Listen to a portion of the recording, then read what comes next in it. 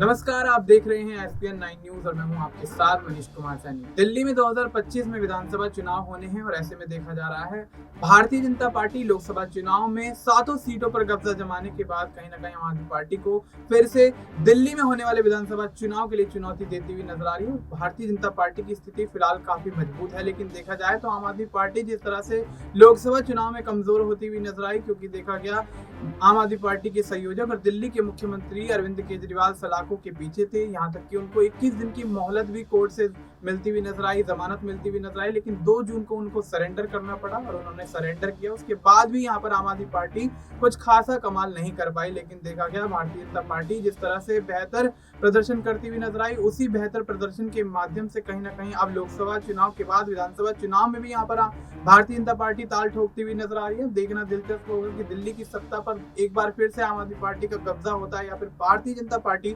अपना कब्जा बनाने में कामयाब होती है, क्योंकि देखा जा रहा है 17 महीने जेल की सलाखों के पीछे रहने के बाद मनीष सिसोदिया को जमानत मिलती हुई नजर आई और जमानत मिलने के बाद मनीष सिसोदिया हरियाणा और दिल्ली में होने वाले विधानसभा चुनाव को लेकर भारतीय जनता पार्टी पर तमाम सियासी हमले करते हुए नजर आए। और ऐसे में हाल ही में आतिशी मरलेना जो कि आम आदमी पार्टी की नेता हैं, उन्होंने भी दिल्ली में होने वाले विधानसभा चुनाव को लेकर तमाम यहाँ पर बातें कही। क्या कुछ उन्होंने कहा, आप इस वीडियो में देखें। और central bureau of investigation CBI आम आदमी पार्टी के खिलाफ, अरविंद केजरीवाल जी के खिलाफ षड्यंत्र रच रहे हैं। यह षड्यंत्र पिछले 2 साल से चल रहा है, लेकिन इस षड्यंत्र का प्रमाण पूरे देश के सामने आज आ गया है। कल सुप्रीम कोर्ट में अरविंद केजरीवाल जी की बेल की हियरिंग थी। उस बेल की हियरिंग में भारतीय जनता पार्टी की सीबीआई ने सुप्रीम कोर्ट के सामने खड़े होकर बोला कि हमें इस मामले में एफिडेविट फाइल करने में समय चाहिए। आज हियरिंग मत करिए, हमें 1 हफ्ते का समय दीजिए, हमें 2 हफ्ते का समय दीजिए, हमें एफिडेविट फाइल करने में समय चाहिए। सुप्रीम कोर्ट भी क्या करता, जब वहां पे सीबीआई का वकील खड़े होकर बोलते हैं, केंद्र सरकार की सीबीआई बोलती है कि हमें समय चाहिए, तो सुप्रीम कोर्ट ने भी समय दिया और 2 हफ्ते बाद की तारीख अरविंद केजरीवाल जी के केस की लगा दी।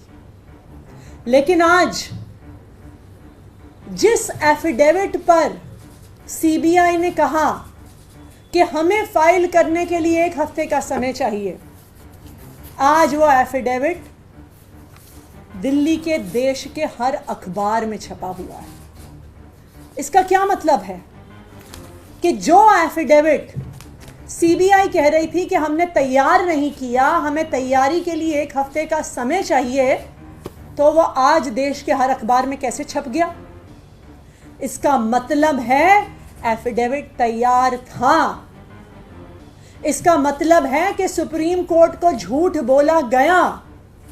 इसका मतलब है कि सिर्फ अरविंद केजरीवाल को कुछ दिन और जेल में रखने की साजिश कर रही है भारतीय जनता पार्टी की सेंट्रल ब्यूरो ऑफ इन्वेस्टिगेशन। और ये कोई आज की बात नहीं है।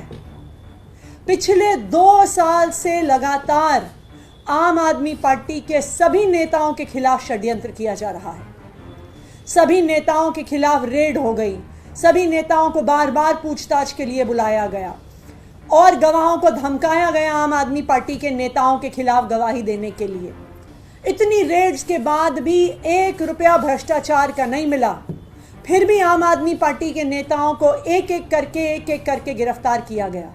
सत्येंद्र जैन जी को गिरफ्तार किया गया, मनीष सिसोदिया जी को गिरफ्तार किया गया, संजय सिंह जी को गिरफ्तार किया गया।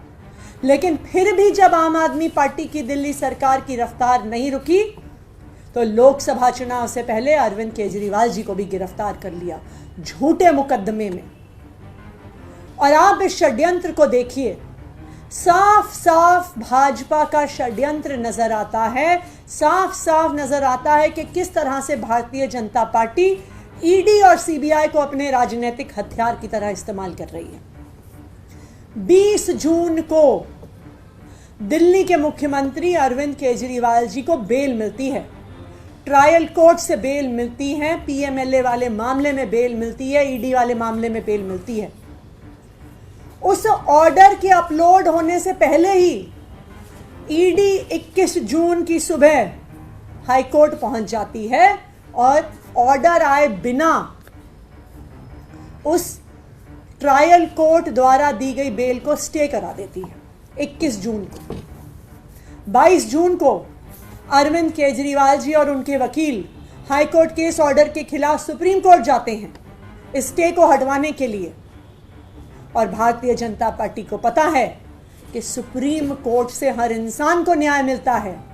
तो भारतीय जनता पार्टी क्या करती है कि उनको जब पता चल जाता है कि ईडी के केस में तो बेल मिल गई, तो वो 26 जून को अरविंद केजरीवाल जी को सीबीआई से अरेस्ट करवा लेते हैं कि वो किसी भी तरीके से जेल से बाहर ना आ सके।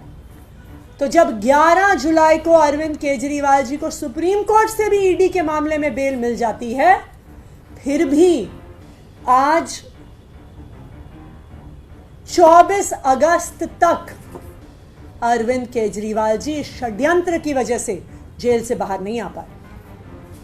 जब अरविंद केजरीवाल जी का ये मामला, सीबीआई की गिरफ्तारी का मामला सुप्रीम कोर्ट पहुंचता है, सीबीआई को 2 हफ्ते मिलते हैं, उनको जवाब फाइल करने को दिया जाता है, तो कल कोर्ट में सीबीआई आके खड़ी हो जाती है और कहती है कि हमें और समय चाहिए। ये अखबार इस बात को साबित कर देते हैं कि सीबीआई को समय नहीं चाहिए था। सीबीआई अपना एफिडेविट अखबार में दे सकती है, मीडिया को रिलीज कर सकती है, लेकिन सुप्रीम कोर्ट को नहीं दे सकती, क्योंकि उनको अरविंद केजरीवाल को लंबे से लंबे समय तक जेल में रखना है। और ये पहली बार नहीं है। जब मनीष सिसोदिया जी का केस सुप्रीम कोर्ट में लगा तो इन्होंने बिल्कुल वही चीज करी। 15 जुलाई को हियरिंग थी मनीष सिसोदिया जी को। इसी तरह से भारतीय जनता पार्टी की ईडी और सीबीआई आके सुप्रीम कोर्ट को कहते हैं कि हमें और समय चाहिए, हम जवाब नहीं फाइल कर पाए हैं, और उसी वजह से 15 जुलाई की हियरिंग 29 जुलाई तक पोस्टपोन हो जाती है। लेकिन मैं भारतीय जनता पार्टी को ये कहना चाहूंगी कि वो चाहे जितनी भी कोशिश कर लें, जीत आखिरकार सच्चाई की होती है, जीत आखिरकार सच की होती है, जीत आखिरकार सत्य की होती है। हमने मनीष सिसोदिया जी के केस में भी देखा कि ईडी की तमाम कोशिशों के बावजूद, सीबीआई की तमाम कोशिशों के बावजूद उन्हें आखिरकार सुप्रीम कोर्ट से राहत मिली। और हमें इस बात का भी भरोसा है कि अरविंद केजरीवाल जी भी जल्द दिल्ली वालों के बीच में आएंगे।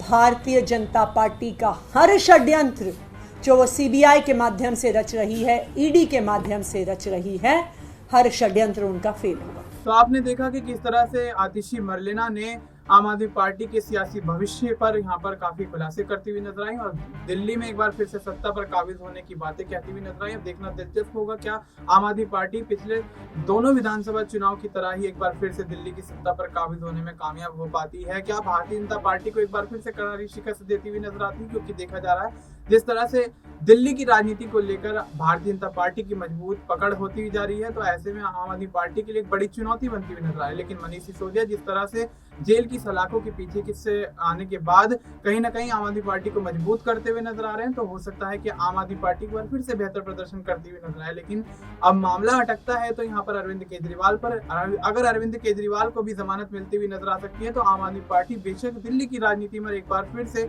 मजबूत पकड़ बनाने में कामयाब रहेगी। फिलहाल आपको इस मुद्दे पर क्या कुछ लगता है, आप अपनी राय हमें कमेंट करके बता सकते हैं। बाकी देश और दुनिया से जुड़ी तमाम जानकारी के लिए आप देखते रहिए SPN9 न्यूज़।